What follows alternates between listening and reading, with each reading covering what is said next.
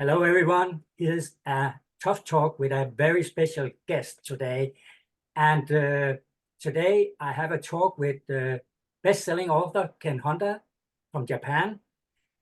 His book, Happy Money, have sold more than 8 million copies worldwide. But he's not only a special guest, he's also my mentor. And I have just spent a week, I think, on Hawaii for a Vision Quest together with Ken Honda. So it's a very, very big pleasure to introduce you, Ken Honda. And I have planned some questions for you, Ken. And yeah, let's have a good time. Yes, thank you. And before I begin, I want to thank you so much, Morten, for having me, and also so appreciate you for coming to Hawaii. Having you is such a treat. Remember that's a tea party. You're the only European person, and then all the Japanese people are so excited to have you. So thank you so much for coming, and I just so enjoyed spending time with you. Same from here to you. And yeah, that time will change a lot of things for many people around the world and really make a difference. I'm not doubting that. So, Ken, I know that your wisdom, your Yeah. knowledge is not coming just by coincidence. Uh, Yes. could you please start a short introduction about your background and Mm-hmm. where you actually gained your wisdom? Also, what we can read about in Happy Money. Mm-hmm. Thank you. So I was born in Kobe City, west of Japan, to a unique family. My father was a successful tax accountant, and my mom was a regular housewife. But my father was so unique. He started to teach me about money since I was 6 or 7. And because of my father's teachings, I became very interested. I had many interests around money and how money changes people. So I used to be the first one to bring Japanese tea to my father's clients on weekends. They visited my home, and we have a special guest, his clients. And then, so I just asked them questions like, "Sir, are you making enough money?" And then surprise them. So my early bringing up is like that. So I just started doing my business in my 20s, and I retired for a few years for my baby girl. And I started writing books during the semi-retirement, and then the rest the rest is history. For the past 21 years, I've written many books, and not only that, Happy Money, the whole total book sales is over 8 millions. But I've written a lot, I've sold a lot, and I have taught Happy Money to millions of people. Yeah.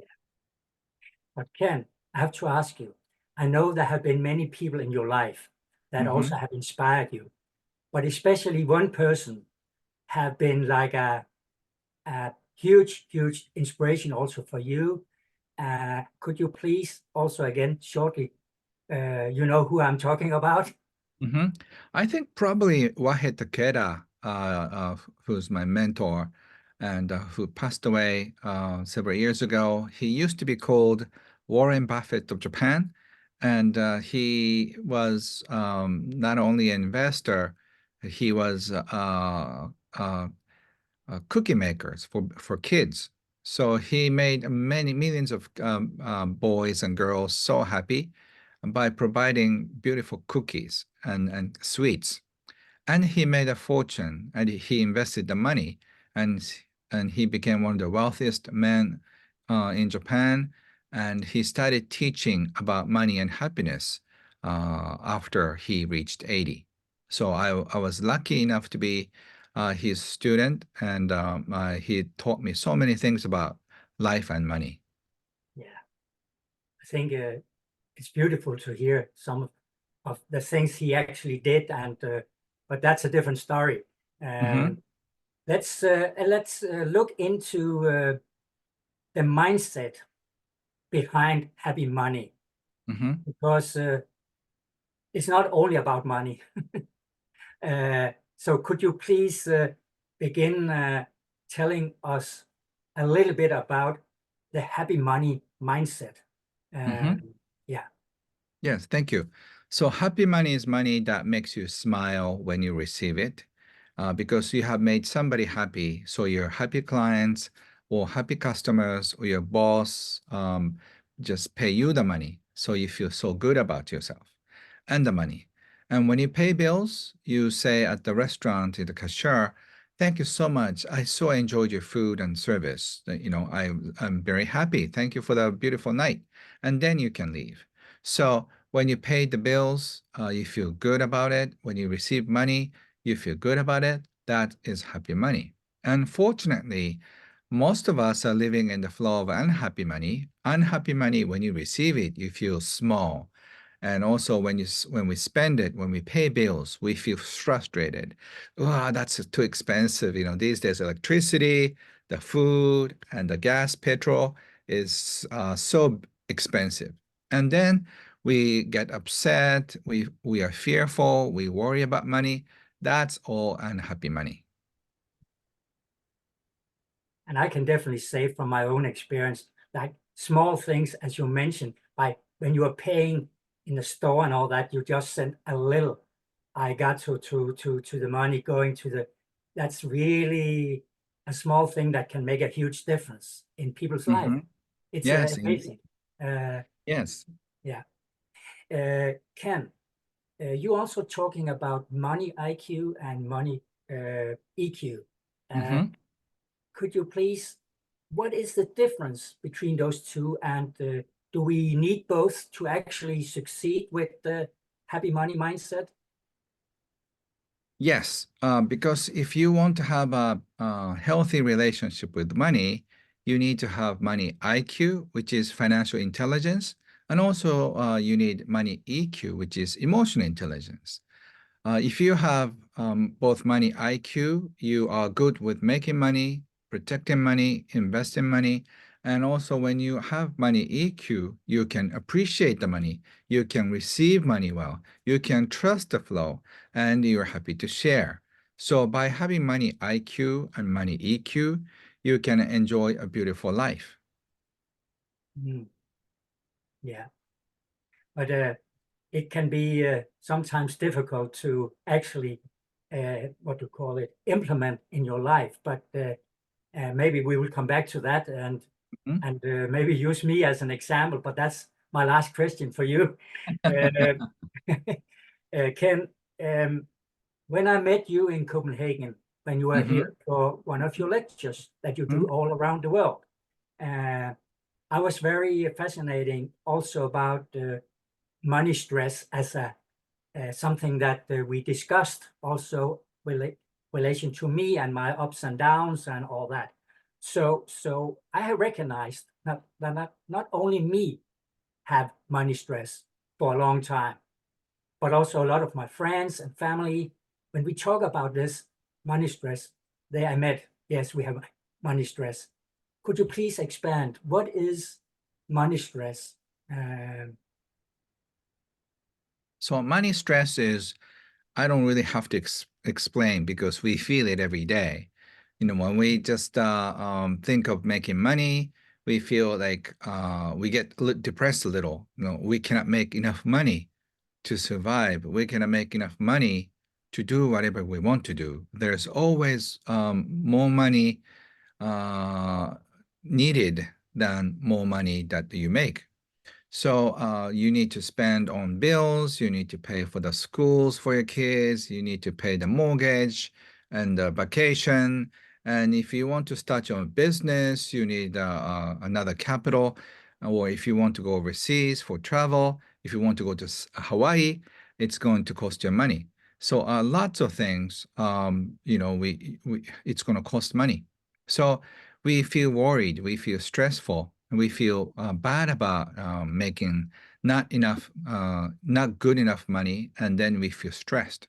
So that's how we feel so sad and sometimes depressed about money because we feel so much stress around money.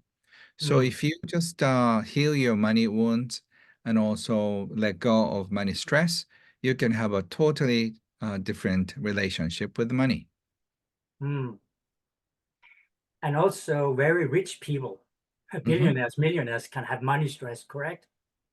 Yes, because I have an acquaintance who was complaining about the expensive fuel jet, and if you are complaining about the price of jet oil, you should let go of the plane. But it's the same thing. We're complaining about electricity bill. Billionaire complaining about the high prices of oil.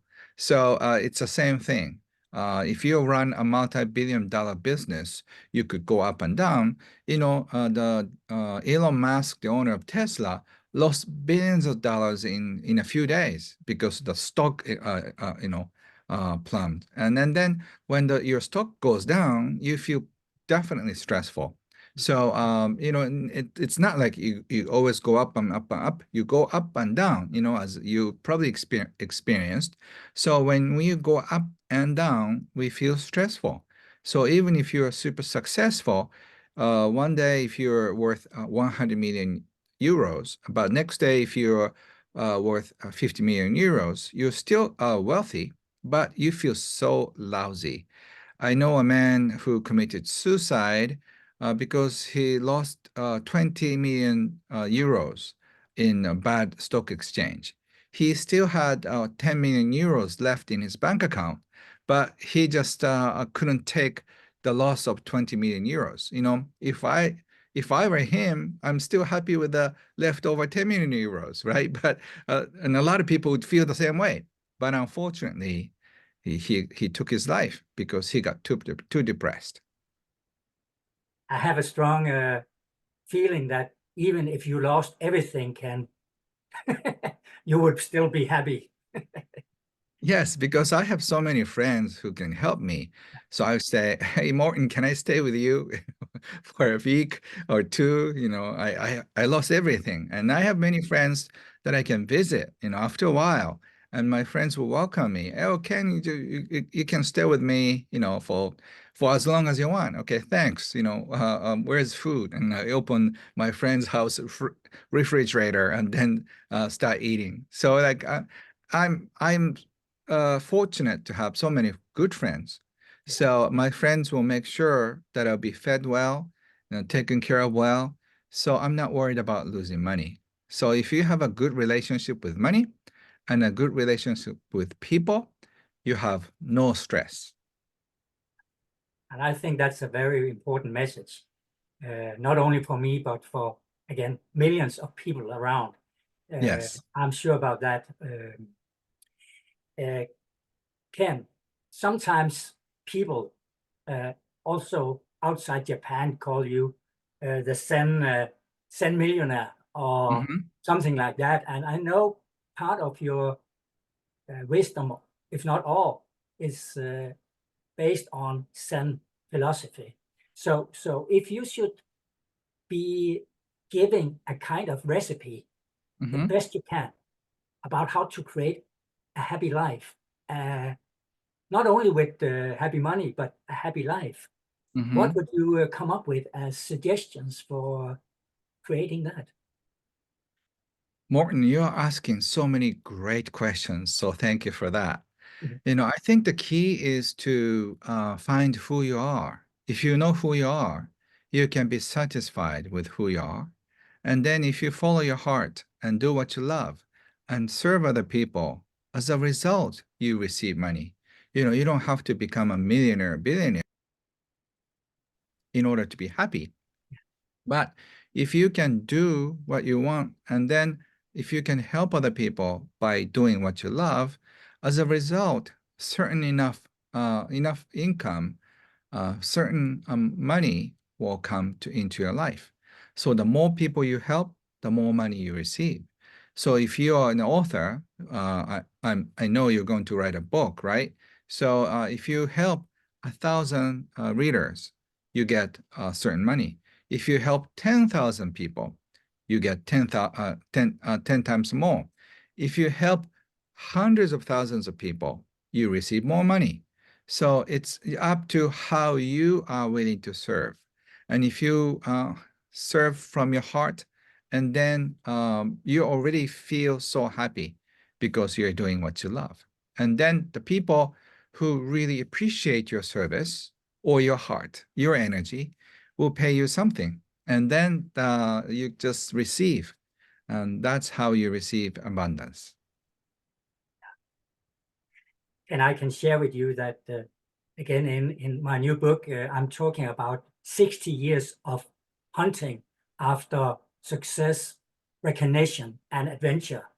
And that's have given me also a lot of ups and downs. It's fantastic. But I believe that part of my search was actually to find out that I'm good enough as I am. Is that also what you're talking about here, is to maybe in our busy hunt for all kind of things, material things, we are hunting or focusing on the wrong thing. We maybe Mhm. have to find and look inside and find out that it's me. Oh, Yes. Happiness consists of two parts. You go for what you want, and also the other part is receive and enjoy what you receive. yeah, So you have to go for what you want, more active, right? And also there's this passive happiness that you enjoy whatever comes into your life. How much ever you receive, can you enjoy it? At the same time, you go after your dreams. So you need to have both. yeah, But people were driven to do more and get more. But that will be a never-ending story. And so you have to focus on what you really want. And also at the same time, you have to want what you receive. In other words, you have to enjoy what's in your hands. So the lessons I often just enjoy myself is I start appreciating everything around me. Like I appreciate this glass, I appreciate this cup, and by the way, this comes from Finland, Europe. So I appreciate this other things, the slippers and the pitcher and the flowers and everything around you. So whatever you already have, can you enjoy it? So if you can enjoy what you got, and then if you go for what you want, and then you have both active happiness and passive happiness.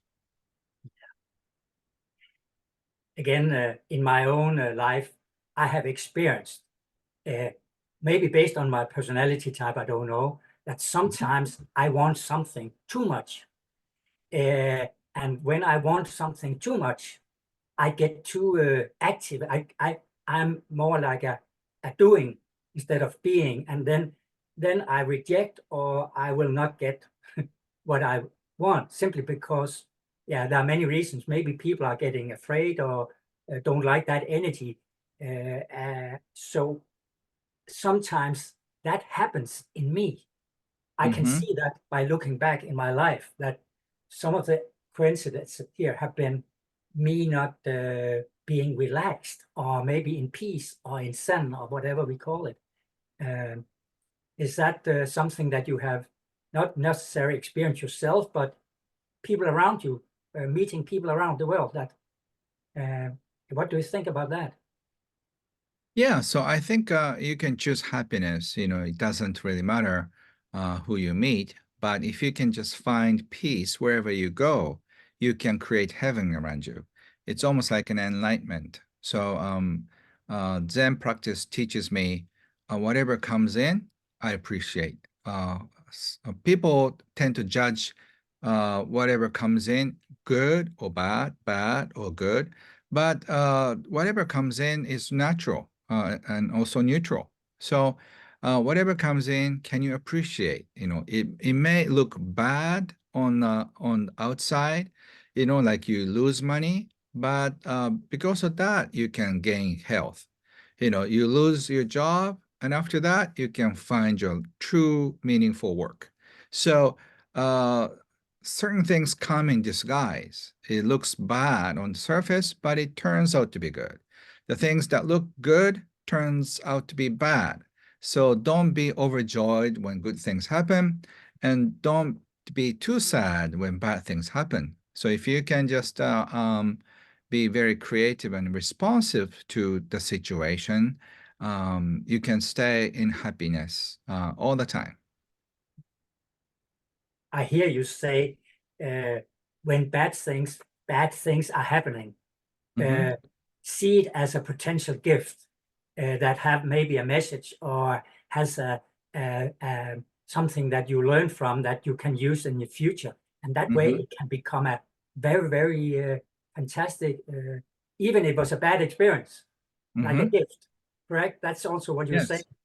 Yes. Yes. And also, at the same time, when people say, Ken, you're the greatest person I've ever met, I always tell that in my mind, I'm a bad person. Yeah, And when somebody said, Ken, you're terrible, I don't usually get that. But if somebody approached me like that, I say, I'm such a sweet, angelic person. So I try to find a balance, when people try to put me on the pedestal, I just try to come down. So everything is in harmony. So if you can find a balance between yin and yang, and also good and bad, and whatever comes into your life, can you appreciate? Can you receive it? That's money EQ. Whatever comes into your life comes for a reason. So can you appreciate it? So if you can start appreciating what comes into your life, you are not afraid of change anymore because life is a constant change, like it or not. And yeah, so you have to go with the flow. And then if you know how to go with the flow, you'll be more flexible. fantastic, like a journey.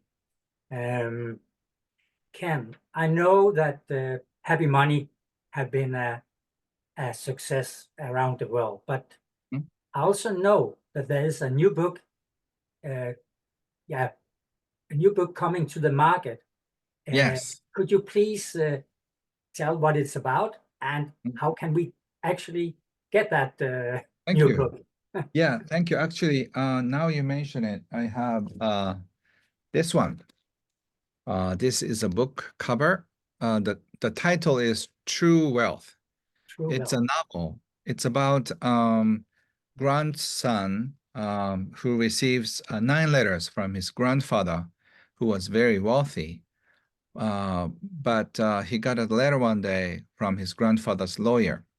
This 20-year-old boy receives a package, and in there, uh, there is a letter, and it says, "Grandson, sorry, I'm not going to leave you any money, but I left you 9 letters. Go out, enjoy life. Love you." And that's the first letter. And Wow. then in the package, there are 9 letters. Each letter has a title. The first one is synchronicity. The second one is decision. Third, action. So one by one, this boy opens up and then something happens. And he gets guided by synchronicity, which is the first letter. He goes around the world. Wow. So wow. And where do we get that book? And is it on the market now? Is it possible It's to? it's going to be out in May in North America. So you should be able to order it in Europe in May too. Yeah, I think uh, it's possible to order it before it's there. It's like you pre-order the book. Yes, I think that's possible, isn't it? right. Probably by March. Yes. Yeah. Okay. Um, Great. Uh, so Ken, I know since I have been together with you a couple of times, and also from the Vision Quest Hawaii uh, in uh, in November. That there's a lot more we could talk about. A lot more. This is. It sounds easy. Everything we are talking about here, you're talking about, but it can be very. We have to be patient and work on this, and really get it into our system. Hmm. So there's a lot more we could talk about, and we have like a couple of 2 minutes left, because I love that Vision Quest and the time at Hawaii together with people from there. I got to live in community. that was really fantastic. And I would like to come next year in 2024, but also I would like to inspire people to go to Hawaii. Could you spend 2 minutes and talk about Ken Honda's Vision Quest? Yeah, Vision Quest is something you can enjoy in a city environment. You receive a vision with a bunch of your friends, and then what you want to do in your life. You go deep in your heart and find your passion, find your true calling, and it's called Ikigai in Japanese. So if you find this beautiful life purpose, your life will be different. So find who you are and enjoy what you do and follow your heart. And then you will live your life purpose. That is what the Vision Quest is all about. And Ken, I'm happy and grateful for this talk, but also from the past, the experience with the different occasions where I have been able to listen and be in this vibration of happy money. So thank you so much for sharing this with me and us here that will watch this talk. Yeah, I look forward to see you next time when that is going to be. Definitely. So thank you so much, Ken. Thank you so much, Morten. I'm just praying lots of beautiful success for your books. Same to you, Ken. Thank you. Thank you. Arigato. Arigato.